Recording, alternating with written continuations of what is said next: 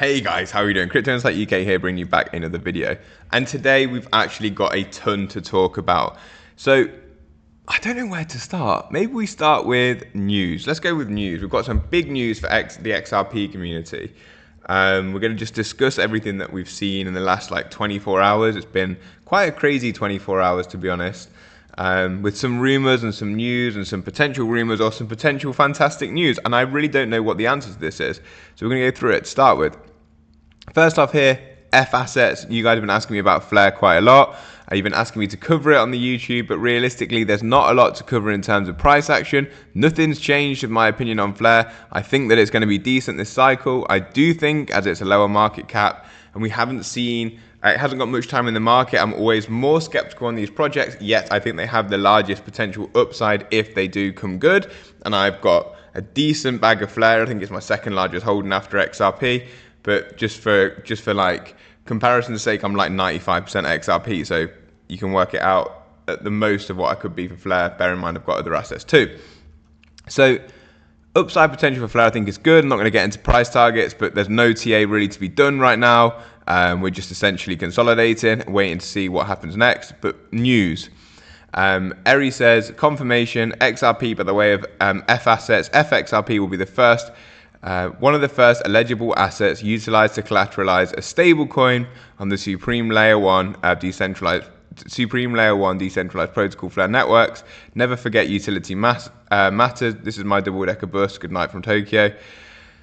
Essentially, you'll be able to use XRP, which is like wrapped XRP, to collateralize for a stablecoin. This is fantastic news in the Flare ecosystem. I think Hugo's going down all the right streets. I know a lot of people don't like him. I don't care. My opinion is that I think he's going down the right streets. If you can collateralize a stablecoin with FXRP, it essentially means that you will be able to earn yield off XRP and use it for opportunity for DeFi, but also then be able to take like a loan against it in terms of you'll get stablecoin for your FXRP. So again, we don't know exactly all the statistics and how this works in terms of like loan to value, yield, these sorts of things, but it's a great step in the right direction. I'm not advocating for everyone to go balls deep with all their crypto onto Flare. Don't put all your money into anything straight away, or I never fully exposed to anything like that anyway.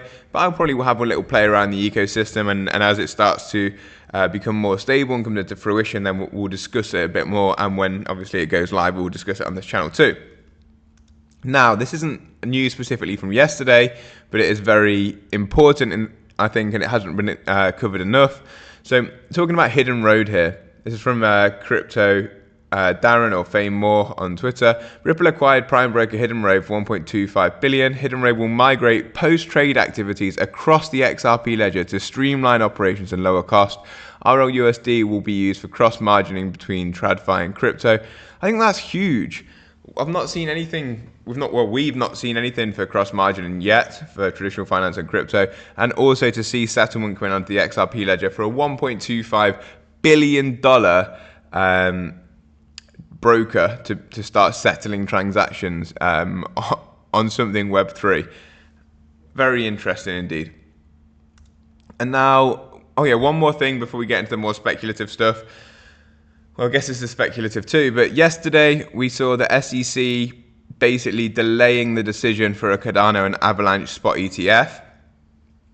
But on the same day, the SEC also allowed XRP's Wisdom Tree ETF to be open to comments to the public. So that's two very different narratives. A delay on one hand and allowing the public to comment on the XRP ETF on the other hand, to me, suggesting that the XRP ETF is much further along than like a Cardano or AVAX ETF may be. Obviously, is my opinion, but there is definitely some differences there. Let's see what comes through when it comes through, but I just think that's important to highlight to you guys. Now, this is where we start to get a bit like, I don't know what's going on. Yesterday, this rumor or not rumor, I don't know what it is yet. A Nasdaq listed company called Vivo Power raised 121 million to launch an XRP focused treasury led by a Saudi prince, essentially. reading the article, it looks kind of suspicious. I'm not going to go into like who it is, like obviously said Vivo Power, but I'm not going to go into the sources and the article itself. There's a few suspicious things on there. I thought some of the verbiage was a bit off. And then I thought at the bottom where it says like emailers and then shareholders at vivopower.com, if you want to get involved, it's like, seems very sus to me. So I flagged it a lot yesterday on Twitter saying, look, I think this is a bit suspicious. But then Brad Garlinghouse retweeted it, and I was like, oh, maybe it's legit. So basically said, I think I'm wrong, it's legit. And then this morning, Brad Garlinghouse has now unretweeted it, which is a head scratcher for me, because the article's still there for Coinbase, but Brad Garlinghouse is no longer retweeting it.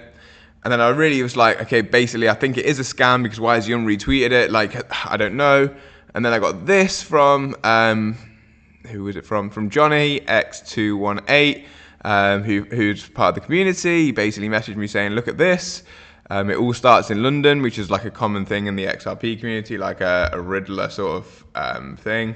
And it's basically some sort of form, a private issuer form for a UK-based company listing in the US, Viva Power International PLC, with very similar verbiage around the XRP ecosystem, saying they're incredibly privileged to work with His Royal Highness and an XRP-focused treasury. And this is on the SEC website. As far as I understand, like I think this is on the SEC website. I don't know what this form is exactly. I'm not specialized in this sort of area, but yeah, that's essentially what it is. I don't know if anyone could just make this form. Like, I presume they could. So yeah, this is just a filing. So again, could still be a scam, but I really don't know at this point. I would be erring on the side of caution until we see a full press release from like Ripple or someone in the royal family, in the Saudi royal family. And until then, I'm skeptical, but if it's real, it's fucking cool, to be honest. And we'll get more into that if it is real. But that's the news that I wanted to cover for you guys, all right? So now we're going to look at technical analysis. We'll start with ETH. ETH is breaking out to the upside potentially here, as we discussed yesterday. We had a succession of higher lows on price action as we made this pattern. Remember, we discussed this. This sort of pattern here, and then we zoomed in on the 4-hour and we showed the higher low succession on the recent little push up where we've gone like this. Hang on guys, hang on. Where we made a low, a higher low, even yesterday when some fear took over the market, high low again, and now continuing to push up against resistance and potentially break out to the upside here. Exciting times for altcoins. Nothing is completely confirmed yet, but look this is what we're looking at essentially. A potential breakout here. Would like to see some more volume. There was volume on the breakout candle, but since then we've kind of just consolidated. On the daily time frame, it does look a bit more positive. On the RSIs, what I was looking at, I mean, price action, there's nothing to really tell right now. Let's have a look. This is what we're looking at. Still, the daily close is not yet above this range, so we could come back and still chop around for a bit before we go. I don't know. Maybe we still come back and test liquidity below us. Sometimes crypto likes to do things like this as well, where you might go like that, and you might come down here and then fake everyone and then go. That's potential too. But it's moving in the right direction, which is positive for everyone in the market. Now, also looking at Bitcoin dominance, obviously this is going to be lower because ETH is moving, but Bitcoin is slightly moving too. But today we've had almost a liquidity grab on dominance. My eyes are on dominance, as you guys know. This is what gives us the indication as whether we're going to see alt season. We've taken the recent lows, potentially putting in a bit of a bounce here for dominance, and the stochastic RSI and the standard RSI look to be bullish crossing here. Eyes are still on dominance. We're still obviously not quite there in terms of like the kaplunk that we're looking for, or the crash to the downside. Does that mean we are going to retrace now and continue back to the upside, or are we going to continue to the downside? Again, I don't know. I'm not trying to make that guess. But what I am trying to say is this. If we look at, I'm going to show you the hourly and then the daily liquidity for Bitcoin. And this is why I say, like, I really am not sure in the short term. Let's hopefully this loads. Yeah, it does.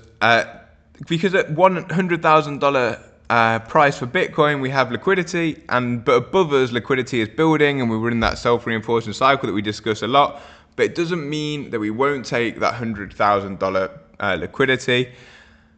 As we move up and we chop, more liquidity gets added above us, which makes me more bullish that we're going to go up there. But there's also liquidity coming in below us as well. Look, you can see right here, there's liquidity coming in. Although it's not as deep as the liquidity above us, we can still see leverage coming on both sides of the trade, which means that it's possible we could start whipping around in here. That's no way accurate, but like you could see the sort of potential structures that we could form just because there's liquidity building all over. Again, you can leave liquidity behind, and we do, and we've spoken about that throughout this move up. But this is why in the short term, I'm really unsure. However, I think it looks clearer as day in the long term, to be absolutely honest with you, that we just continue to the upside. From the lows, Bitcoin's put in this pattern where it's basically starting from down here, pushed up, consolidated, pushed up, consolidated, pushed up, consolidated, pushed up. We're in the consolidation phase now, consolidated. And then the next big area of liquidity is right here above us after our last recent push. And let's just take that last drawing off, because what you can see is it's basically just formed even more since like the last 2 days. We're above the highest daily close and below the all-time highs right now, just ranging in what I presume would be a continuation to the upside, a consolidation and continuation. Because once there's a trend, you should trade the trend. Just like when there's a range, you should trade the range. You trade a trend in markets essentially, especially when there's liquidity confirming it. So on the daily, for me, it looks clear as day. That at some point we're going to continue to the upside. Doesn't mean we can't liquidity sweep, all this sort of stuff, wick, whatever. But just looking at that, there's not many people that could tell me that doesn't look bullish, because it looks bullish as anything to me. So that's what I'm looking at. And then finally, we'll just cover XRP for the last little bit of this video. I was just discussing this over on X, how on the daily time frame, I think some people have already copied my chart, which is funny, but it is what it is. Potential head and shoulders here for XRP with a stochastic RSI looking to potentially turn bullish, and the standard RSI just still hovering around the 50 level, just below. Would like to see that come above before we see this bullish break. If we get a break above the 266 level, which looks to be where the neckline is, then I could see a push towards, the target will be around $4, $4.10. So that would be quite a nice move just to get started here.